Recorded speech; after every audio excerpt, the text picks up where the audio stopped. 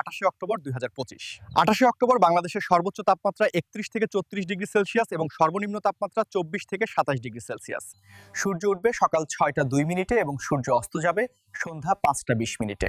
দেশের কিছু অঞ্চলে আংশিক মেঘলা আকাশ থাকবে।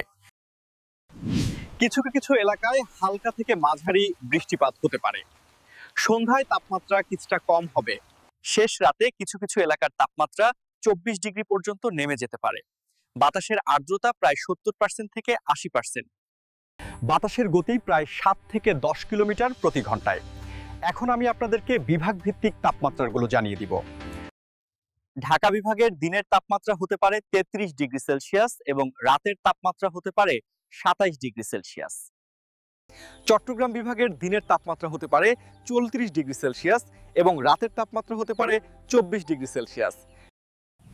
রাজশাহী বিভাগের দিনের তাপমাত্রা হতে পারে 32 ডিগ্রি সেলসিয়াস এবং রাতের তাপমাত্রা হতে পারে 25 ডিগ্রি সেলসিয়াস। খুলনা বিভাগের দিনের তাপমাত্রা হতে পারে 33 ডিগ্রি সেলসিয়াস এবং রাতের তাপমাত্রা হতে পারে 26 ডিগ্রি সেলসিয়াস। বরিশাল বিভাগের দিনের তাপমাত্রা হতে পারে 32 ডিগ্রি সেলসিয়াস এবং রাতের তাপমাত্রা হতে পারে 26 ডিগ্রি সেলসিয়াস। সিলেট বিভাগের দিনের তাপমাত্রা হতে পারে 33 ডিগ্রি সেলসিয়াস এবং রাতের তাপমাত্রা হতে পারে 26 ডিগ্রি সেলসিয়াস।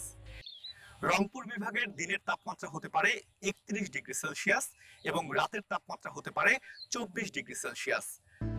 ময়মনসিংহ বিভাগের দিনের তাপমাত্রা হতে পারে 32 ডিগ্রি সেলসিয়াস এবং রাতের তাপমাত্রা হতে পারে 24 ডিগ্রি সেলসিয়াস।